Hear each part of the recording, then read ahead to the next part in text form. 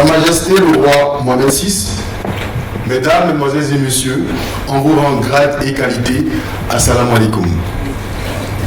Ce matin, nous sommes présents au berceau des hommes libres, le vent de la lumière, terre de souveraineté et terre de paix, que j'ai nommé le Royaume du Maroc, pour le débat africain de l'intelligence économique. Ce cadre de réflexion stratégique est une initiative de l'IARS, de l'Institut africain de la réflexion stratégique. L'organisation de cette première édition est possible grâce au concours remarquable d'une institution, à savoir l'école de guerre économique, le campus de Rabat, représenté ici par son directeur Ali Moutaïd, que je vous demande d'ovationner s'il vous plaît. Alors c'est sur ces mots que je vais introduire le directeur pour son discours d'allocution. Monsieur Ali.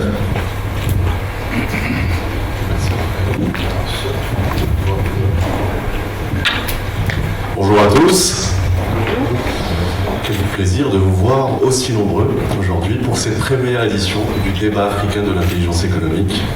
Je tiens tout d'abord à vous remercier pour votre présence. Je vous souhaite la bienvenue à cette première édition, effectivement, du débat africain de l'intelligence économique qui est co-organisé par l'école de guerre économique campus de Rabat et par l'Institut africain, nos partenaires de l'Institut africain de l'intelligence stratégique.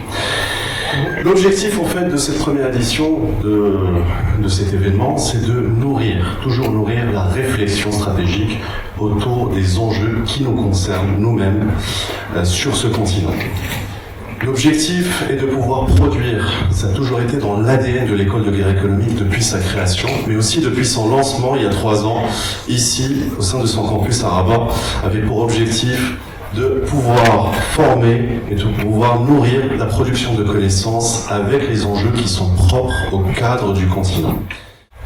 Donc nous avons besoin de vous, encore une fois, de votre implication personnelle, professionnelle, de votre expertise pour pouvoir amorcer le défi de développement de l'Afrique. Mesdames et messieurs, c'est en ce thème que je vous invite à la résilience et au sacrifice, car ce sont les chemins impératifs à la construction d'une Afrique digne et grande. Merci de votre présence. Bon débat à vous.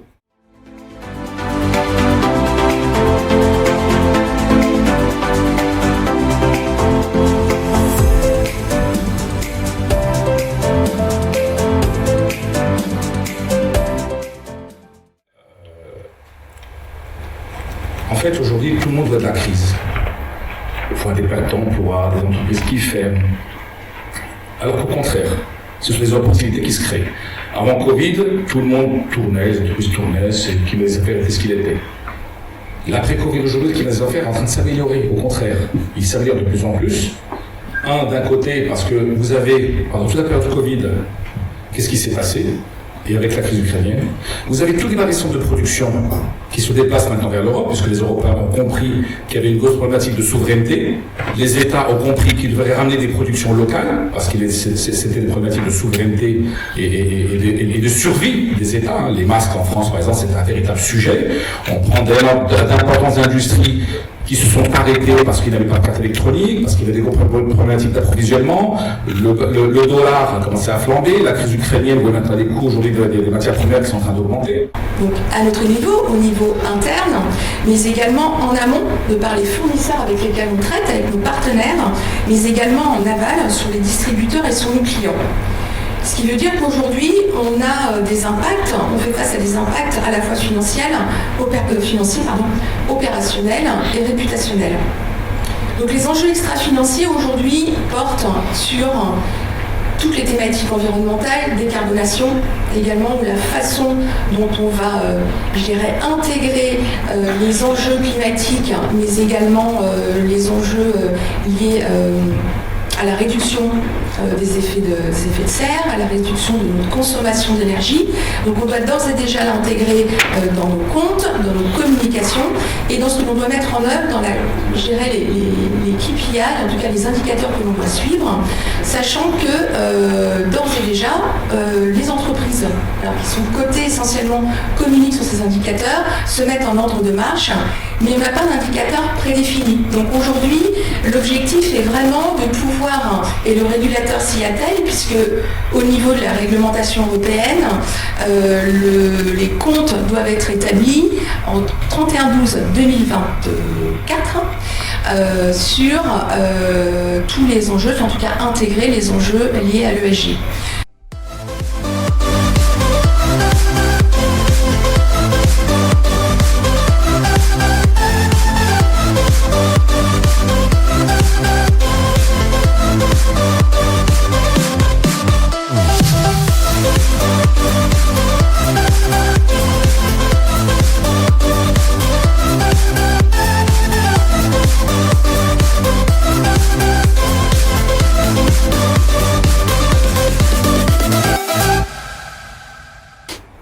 Donc, pour atteindre, si vous voulez, ces objectifs, le cadre de l'influence, où on va faire plutôt un focus sur la diplomatie économique, comme demandé par les organisateurs, il va intervenir dans un mode opératoire composé, si vous voulez, de 4 dimensions majeures. Une dimension, si vous voulez, stratégique, et cette dimension stratégique consiste tout simplement à se déplacer plus rapidement que l'ennemi sur le terrain. Donc, il y a une dimension temps. Premier élément, cette dimension stratégique consiste également à développer, à travailler dans ce que j'appelle le couple agilité et paralysé. Ça veut dire développer de l'agilité au niveau de notre pays, au niveau des pays, au niveau de l'entreprise, mais également créer de la paralysie chez l'autre, chez l'ennemi. Et donc à partir de là, il y a une forte dimension renseignement pour développer de l'agilité, il y a une forte dimension recherche et développement pour développer cette agilité, il y a une forte dimension sécurité également. Et côté paralysé, il y a la dimension influence normative, le premier panel, ils ont évoqué cette dimension, influence juridique qu'il faut développer, tout ce qui est rumeur, tout ce qui est communication également. La deuxième étape fondamentale est celle de la production de connaissances. Et dans cette étape de production de connaissances, illustrons directement les choses, saluons le débat africain de l'intelligence économique. Nous y sommes, regardez, nous sommes à Rabat, nous nous sommes rassemblés avec des partenaires venus de France, venus de Belgique, venus du monde de l'entreprise au Maroc, venus du monde universitaire, venus du monde des médias.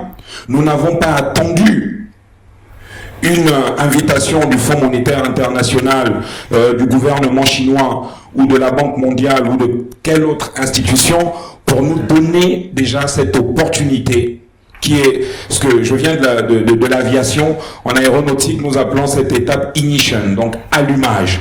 Voilà, cette étape d'allumage, cette étape de démarrage. C'est ce que nous sommes en train de faire ici réunis, à travers le débat africain de l'intelligence économique.